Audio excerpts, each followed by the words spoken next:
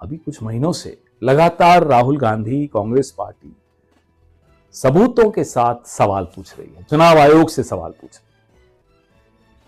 Bharatiya Janata party प्रयास करती रहती है जवाब देने का, नहीं दे पाती। अब भारतीय जनता पार्टी ने एक प्रॉक्सी कैंपेन शुरू की। 272 तथाकथित प्रतिष्ठित नागरिकों से एक चिट्ठी लिखवाई राहुल जी को। उस चिट्ठी में कोई तर्क नहीं मिलेगा, कोई तथ्य नहीं मिलेंगे, कोई जवाब नहीं मिलेंगे। उस चिट्ठी का लब्बो लबाब, उसकी भावना यह है कि जो चल रहा है उसको चलने दो, पर्दे में रहने दो, पर्दा ना उठाओ। आमतौर पे समाज क्या उम्मीद करता है रिटायर्ड ब्यूरोक्रेट्स से, अफसरों से क्या उम्मीद करता है कि उनके अनुभव का लाभ समाज को मिलेगा, उनके प्रभाव का लाभ समाज को मिलेगा, वो थोड़ा दबाव डाल सकेंगे सरकारों पर, अपने अपने इलाकों में कुछ काम कर सकेंगे और लोकतंत्र को मजबूत करेंगे। लेकिन इन प्रतिष्ठित नागरिकों ने उल्टा ज्ञानेश कुमार को चिट्ठी लिखने की जगह राहुल गांधी को लिखी। ज्ञानेश कुमार से जवाब दिलवाइए ना। सवाल बहुत हैं, सबूत बहुत हैं, हरियाणा के सबूत हैं, महाराष्ट्र के सबूत हैं, कर्नाटका के सबूत हैं, बिहार के एसआईआर के सबूत हैं। नहीं, इनमें से कई लोग ऐसे हैं जो कुछ केसेस से बचना चाहते हैं। इनमें से कुछ लोग ऐसे हैं जो इस सरकार से कुछ रेवड़ियां लेना चाहते हैं। एक महानुभव तो ऐसे हैं जो 3 करोड़ के साथ इनकम टैक्स की रेड में पकड़े गए थे।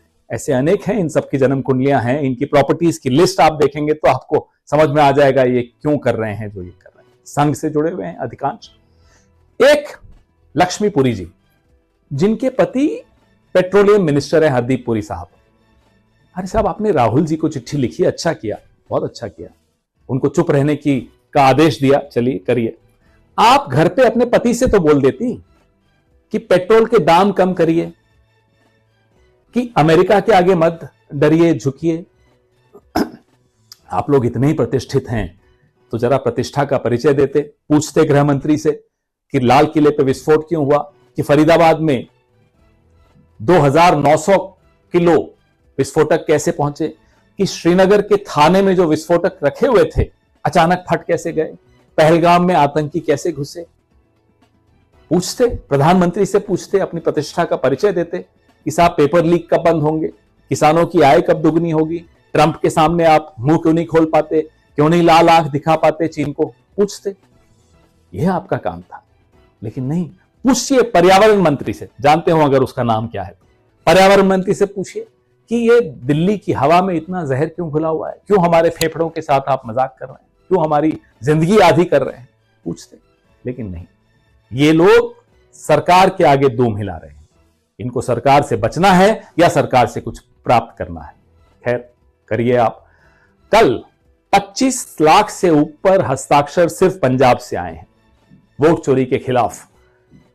परसों 1 करोड़ से ऊपर हस्ताक्षर तमिलनाडु से आए हैं वोट चोरी के खिलाफ। पूरे देश से 5 करोड़ से ऊपर हस्ताक्षर इकट्ठे हो चुके हैं। रामलीला मैदान में जब आवाज गूंजेगी वोट चोर गद्दी छोड़ की, ये 272 लोग भी सुनेंगे। इन 272 से प्रॉब्लम नहीं है।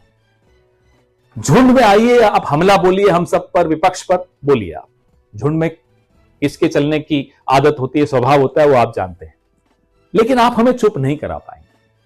ये अभियान अब इतना आगे बढ़ चुका है, हर घर हर मोहल्ले में पहुंच चुका है कि या तो अब चुनाव आयोग की सफाई होगी या बीजेपी और उसके पूरे इकोसिस्टम का सफाया होगा। लोकतंत्र पर्दे के पीछे नहीं रहना चाहिए, लोकतंत्र अंधेरे में नहीं रहना चाहिए। लोकतंत्र को खुली रोशनी चाहिए, हवा चाहिए, सवाल चाहिए, तभी लोकतंत्र जिंदा रहता है।